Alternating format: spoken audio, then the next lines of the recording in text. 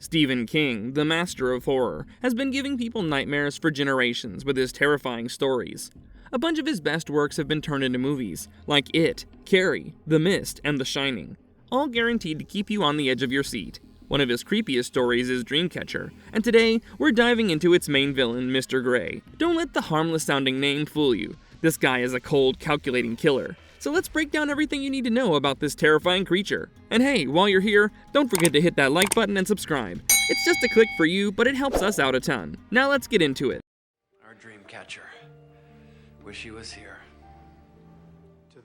Dreamcatcher. Plot. 4 childhood friends, Jonesy, Beaver, Pete, and Henry, gain telepathic powers after helping and befriending a boy named Duddits. Several years later, when they decide to go on a trip, Jonesy gets hit by a car. His injuries, however, heal mysteriously quickly, and he's able to make it to the trip. On the way, he rescues a man named Rick, who's apparently very ill, and takes him to their cabin. But that proves to be the worst mistake for the group. As the forest animals run past their cabin to save their own lives, the military puts the area under quarantine.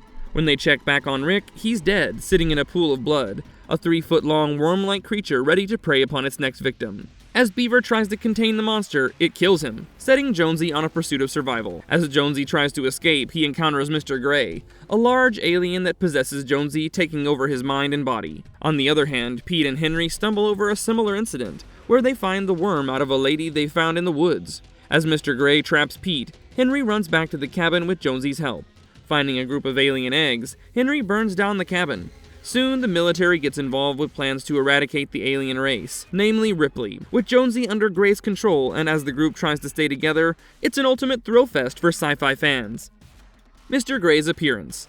Take any alien film you've seen. You know what an alien looks like. Yeah, that's Mr. Gray. But we've seen films with relatively friendly alien appearances. Mr. Gray cannot be put on that list. His appearance shifts according to the dynamics of the situation. His first appearance was in the larva form called Byram, which holds a slimy eel-like structure with a reddish-brown color, leaving trails of blood and mucus everywhere it slithers. Byrams burst out of humans aggressively, killing them. But when Mr. Gray possesses Jonesy, Jonesy acts stiff and controlled, his eyes darkening and his mind letting Gray take control. Jonesy also assumes the polite but sinister British accent Gray speaks in when under control. Mr. Gray can, however, exist without a host. His true alien form is tall and remotely close to a human, but he's extremely slim, with gray, slimy skin. His mouth is also filled with sharp, small teeth that open extremely wide, making him uncomfortable to look at. Even though he's not a pleasant sight to behold, his mind games are not something anyone would want to be prey to. Mr. Gray's master manipulation. It's interesting to recognize that Mr. Gray shares similarities to Venom from the Marvel Cinematic Universe, but they're not entirely the same, even though they share quite a few similarities. Venom befriended his host, Eddie, as he needed him for survival. Mr. Gray, however, can survive without a host. A host only gives him some added advantages and prevents him from being spotted as an alien. After he gains control over Jonesy, his polite yet sinister voice invades his thoughts, often guiding his actions and completely taking over. He uses his friends for emotional manipulation and threatens to end humanity by releasing Byrams, the worm-like creatures which would infect anyone and everyone they spot.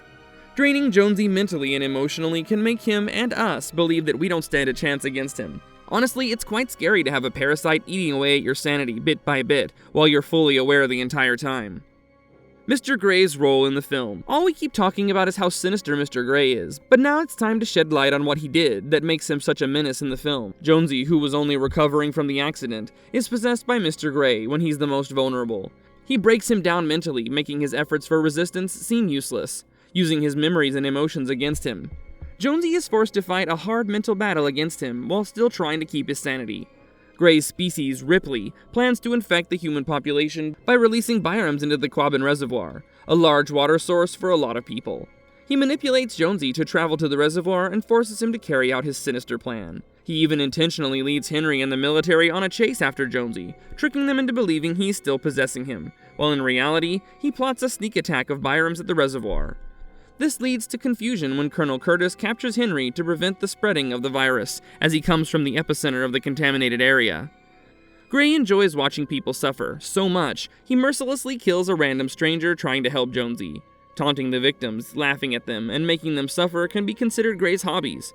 Master of sadism, he makes sure Jonesy suffers mentally and emotionally by killing his friends and making him doubt himself. Conclusion. It obviously didn't end well for Mr. Gray. Overconfidence truly proved to be one of the reasons for his downfall. Just when he thought he had Jonesy entirely under his control, it was revealed that Jonesy was successful in hiding information from him. Thinking of himself as the ultimate superior being, he underestimated the human intellect, ultimately leading to his downfall. And his biggest mistake? Remember Duddits? Turns out he's the real savior of this story, and disregarding him as a threat was the fatality the friend group was looking for. Revealing himself to be a human-alien hybrid, he assumes his true alien form and confronts Gray at the end. This leads to a full-blown battle between two aliens, where Duddit sacrifices himself to save humanity. That's when we truly watch Gray scream for his life as his power is reduced to nothing. This implied how even Mr. Gray's manipulation could be overpowered, which limited his reputation as just a pawn in a larger cosmic war. However, Mr. Gray still remains an interesting villain to watch and read about. Author Stephen King appreciated the adaptation, while the audience wasn't quite pleased with how it turned out on the big screen. Fans say the book is way better than the movie because Mr. Gray's character is explored in much more depth, making him feel way more terrifying. In the film, he comes off as a pretty straightforward villain, but in the book, he's a full-blown nightmare, showing just how much Jonesy suffered while fighting him.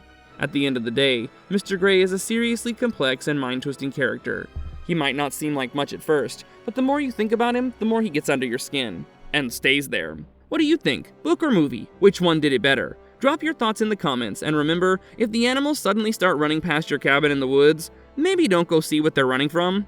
Stay safe, and see you next time. And if you liked our content, don't forget to leave a like and subscribe to us if you haven't already. Have a good one, and be safe. Thanks, everyone!